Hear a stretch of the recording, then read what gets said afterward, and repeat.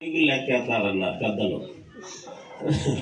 కానీ ఇప్పుడు ఆవులెత్తకుండానే మనిషి యొక్క కెపాసిటీ ఏంటో, మనిషి యొక్క తత్వం ఏంటో దాన్ని వెరిగిన వారు. కారణం ఏంటంటే దేవుని యొక్క స్వభావంలో బాగా ఆరితేరిన వాడు కాబట్టి, కుర్రోడైన అవరస్తుడు బాగా బలంగా వాడబడుతున్నాడు కాబట్టి, నా యొక్క మనస్తత్వం ఏంటో దాన్ని గ్రహించి ఉన్నాడు కాబట్టి సూత్రాలు. సరే, స్వామి గారి విషయానికి వస్తే మేము డిపార్ట్మెంట్లో పనిచేసా. నేను బ్రాంచ్ పోస్ట్ మాస్టర్గా, ఆయనేమో మరి ఎంపీఎస్గా విజయవాడలో, ఇద్దరు నేను కూడా విజయవాడలో చాలా ప్రమోషన్ వేసి కలిసి ఉన్నాం. కానీ వారు అక్కడ కడపడుతాడల్లా ఎక్కడ నగపడితే ఎప్పుడు అగపడతాం కదా, తప్పుకొని పోయేవాడు కాదు. పలమాల నా దగ్గరకు వచ్చి ఏంటి బాయ్స్ గారు అని మాట్లాడుతూ, టీ తాగటానికి నువ్వు తాగుతావా, నన్ను డబ్బులు విషయంలోకి వచ్చే నువ్వు ఇప్పిస్తావా, నన్ను ఇప్పిస్తావా అన్నారు. సర్లే ఎవరు ఇప్పితేలే పోదామన్నా. ఒకరోజు టీ తాగుతా, ఏం పర్ల సమయం అయింది, ఇక టీ తాగుతుంటే నేను గమనించరా, టీ తాగట్టు డబ్బులు ఇచ్చి తనకి ఏమన్నా డబ్బులు లేకపోతే వచ్చిందట. తర్వాత ఇతరులు ఎక్కడి చేస్తాడు. ఆ విధంగా తను మంచిగా ఎప్పుడు కూడా తన జీవితాన్ని సంతోషంగా హ్యాపీగా ఉన్నాడు. నేను లాక్చువల్ ఆదివారం ఇద్దరం ఒకే రోజు అక్కడ చర్చిలో సాలయం ప్రార్థనా మందిరం 3 రోజు శనివారం నాడు భోజనం నా పక్కనే కూర్చున్నారు. 2 గంటల 1 గంట దాకా ఇద్దరం కలిసే ఉన్నాము ఆ రోజు.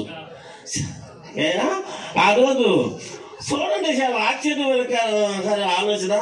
సోమవారం 10 నాకు 2 గంటలకి మరణించారు, స్వామి గారు మరణించారని ఇచ్చారు. తను బ్రతికినంత కాలం ఒక మరణం పడి చాలా మంచిది. అందుకే ఒక జన్మ కన్నా మరణ జన్మే మేలు అన్నారు. ఎందుకనగా ప్రలాపిస్తున్న వారి ఇంటికి పోవటం కన్నా దుఃఖపడుతున్న వారి ఇంటికి పోవటం మంచిది. ఎందుకంటే మరణము అది మన అందరికీ వస్తుందని ఒక ప్రసంగిలు దైవజనులు అందరూ చెప్పారు. ఇక నేను చెప్పడం మళ్ళా మొదటి సమయం కాదేమో కానీ సందర్భాన్ని బట్టి గురి చేస్తున్నాం ప్రేమ దేవుని బిడ్డలారా.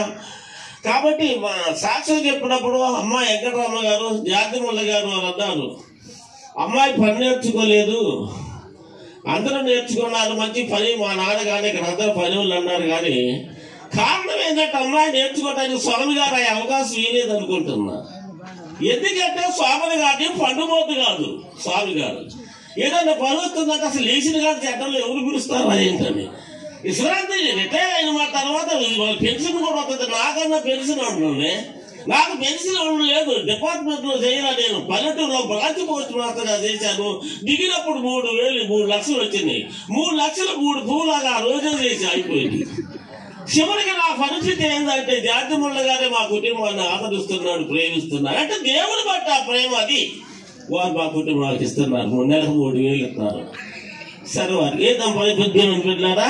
కాబట్టి దేవుని యొక్క దైవాల కృప వల్ల స్వామి గారు మాత్రం అమ్మాయిని ఏమంటే చేయటానికి మన జ్ఞానముగా ఇల్లు కట్టుకున్నట్టు దాని యొక్క తెలివితేటలో కోరుకులతో ప్రార్థిస్తూ భర్త ఇంటి పైన సుఖమే కోరుకున్నది. కానీ స్వామి గారు మాత్రం వెంకటరామ గారు ఆ పని చేయడానికి అవకాశం ఇలా. ఇంకొక మాట చెప్పి నేను అందరూ చెప్పినారు, మరి చెప్పడం దావీదు ఒక మాట అంటున్నాడు ప్రేమైన. ఇప్పుడు అన్నారు కదా, మరణం ఎప్పుడు వస్తుందో మనకు తెలియదు అన్నప్పుడు దావీదు 139 కీర్తనలో 10వ వచనంలో ఉంటాడు అనుకుంటా, రిఫరెన్స్ సమయం కాదు. కానీ అక్కడ దావీదు, నేను పిండమునయ్యుండగా నీ కన్నులు నన్ను చూసినవి. దావీదు రాజు అయ్యండి ఆ మాట అంటున్నాడు.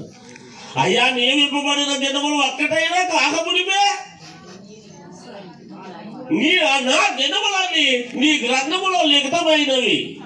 అంటే స్వామి గారు పుట్టినప్పుడే వారి యొక్క ఈ లోకయాత్ర నోటుకోవడానికి వారి టైం అయిపోయింది ప్రియమైన దేవుని బిడ్డలారా.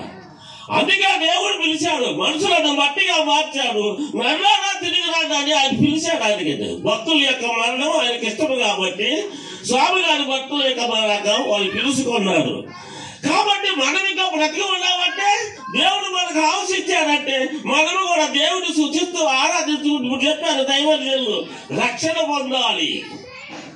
రక్షణ పొంది ఈ భూమి మీద బ్రతికినంత వరకు బ్రతుకున్న క్రీస్తు సావైతే మన పనులు మనకి సిద్ధపడి ఉన్నారని మనవి చేస్తూ, మరి ఒకవేళ ఎక్కువ చెప్తే జాతిముళ్ళ గారు అధ్యక్షులు గారు, ఎందుకంటే నాకు వెళ్ళే చూస్తారు ఇంకెంతసేపు చెప్తున్నారని, దేవుడి మాటలు దీవించి ఆశీర్వదించవలసిందిగా మనవి చేస్తూ ఇద్దరితో ముగిస్తున్నాను. Thank you very much. దేవుడి మిమ్మల్ని దీవిస్తున్నారు.